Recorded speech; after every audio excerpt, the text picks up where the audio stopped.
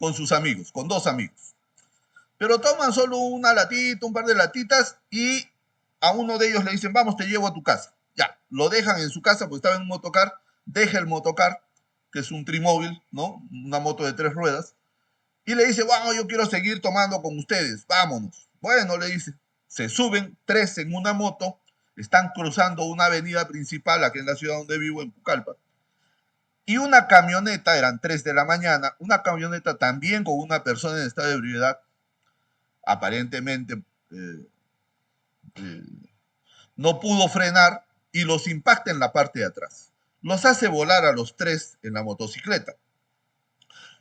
El que iba atrás, que se iba a quedar a su casa, que se iba a quedar en su casa y que subió como tercer pasajero o como tercer persona en la moto, se rompe la cabeza contra el sardinel y muere instantáneamente. El segundo, producto del impacto del carro, se destroza la rodilla. Y el tercero que iba manejando se rompe el brazo y también se rompe la cabeza. Muy bien, este es el caso. Ha pasado ya como 2 años y efectivamente el Ministerio Público interviene. Misteriosamente el señor que estaba en la camioneta tiene 0.20 de gramos por litro de alcohol en la sangre. En el Perú es 0.5, el máximo. 0.51 ya es delito, conducción en estado de ebriedad. 0.52 es delito, conducción en estado de ebriedad. Muy bien, acá les voy a mostrar el dosaje etílico.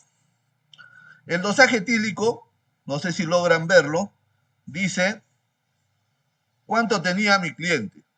0.52. Sí. O sea, se había tomado un sorbito más de lo permitido.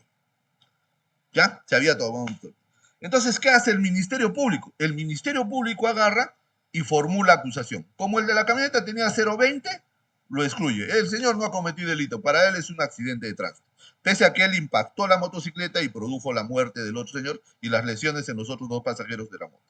Pero como no superaba el 0.50, lo excluye de la acusación fiscal y al chofer de la moto, que tenía 0.52, lo acusa por homicidio, ¿no? Imprudencial, por homicidio culposo y también por lesiones culposas.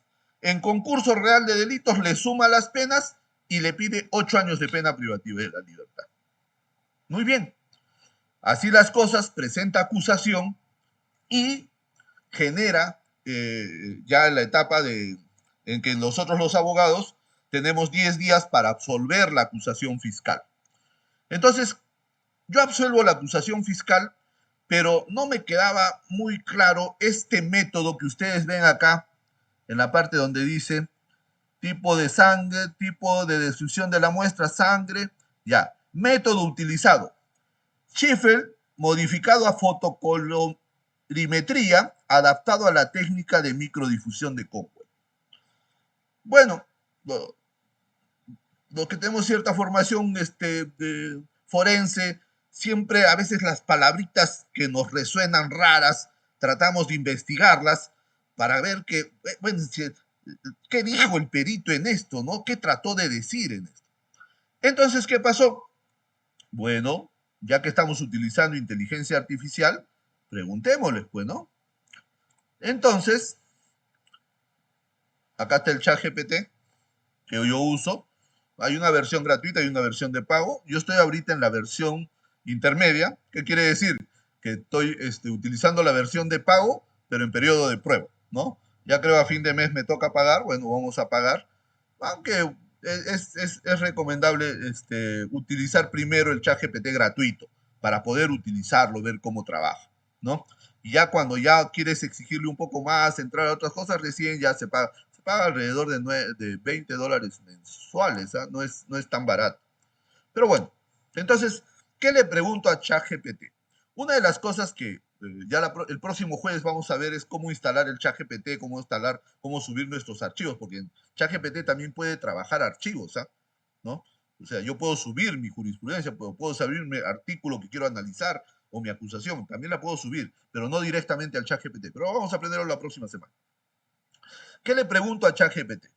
Le digo, quiero que me contestes como un perito químico de Perú, ¿ya? Experto en dosaje etílico en seres humanos. ¿Qué le estoy diciendo? Como ChatGPT es una inteligencia artificial que maneja miles de millones de fuentes de información, tiene una base de datos enorme, entonces tengo que centrarlo para que filtre la información que va a procesar para contestarme.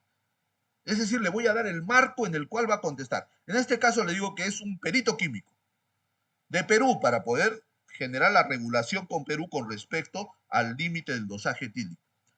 Y que es experto en dosaje etílico en seres humanos. ¿Ya? En seres humanos. Muy bien. Hablando de eso, en Australia es 0.8. Yo creo que vamos a irnos a tomar unas cervecitas a Australia para no tener mucho problema. Bueno. Entonces me dice, por supuesto, soy un modelo de lenguaje que puedo responder a tus preguntas como perito químico experto en dosaje etílico en seres humanos en Perú. Y me dice, pues, ¿no? Que en Perú el límite del alcohol en la sangre para conducir es 0.5 gramos. Ah, claro, porque yo le he dado el marco, pues, le he dado el marco jurídico de dónde, qué legislación va a utilizar, ¿no? 0.5 me dice. Muy bien. Y para el dosaje etílico se toma una muestra de sangre y me comienza a decir cómo es que se hace el proceso de dosaje etílico, ¿no? ¿Qué va a determinar? ¿No? Muy bien. Entonces me dice también, es importante tener en cuenta que la concentración de alcohol en la sangre puede variar según los factores. Claro, edad, sexo, tamaño, peso, ¿no? Todo eso va a modificarse. Pero hay algunas concentraciones hay algunos parámetros en los que sí va a ser certero este tipo de dosaje. ¿Ya? Muy bien. Después, ¿qué le pregunto? Entonces me hace una introducción de lo que es el dosaje etílico y cuánto es el límite permisible. Entonces yo le pregunto, ¿qué? ¿Se acuerdan que habíamos visto el método Schiffer adaptado a microfotocolorimetría? Muy bien, no me quedaba claro cómo había trabajado esto el perito. Entonces, yo le pregunto qué métodos se utilizan para medir la concentración de alcohol etílico en la muestra. ¿Y qué nos dice? Existen varios métodos que utilizan para medir para la concentración de alcohol etílico. Y me dice, cromatografía de gases. Sabemos que meten la muestra, lo evaporan y se van separando por evaporación cada uno de los componentes. Y ahí va a ver la cromatografía de gases, va a ver cada uno de los gases, va a pintar de diferente color. Muy bien, pero eso no es el que utilizó el dosaje etílico en este caso. Hizo una adaptación de eso. Después me dicen, el ensayo enzimático, claro, es con la muestra directa de la sangre, ¿no? Pero ¿qué nos dice? Que estos métodos son precisos y sensibles, pero requieren equipos costosos y personal altamente calificado. Eso nos dice. La otra es la espectrofotometría. Esa es la que adaptó el perito en este caso. Y la electroquímica, ¿no? Y también nos dice. Pero acá está la que ha utilizado y que hemos visto en el dosaje etílico, el de Schiffer, y que fue adaptada a la fotocolorimetría, no está.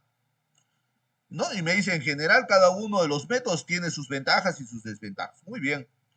Entonces, ¿qué le pregunto?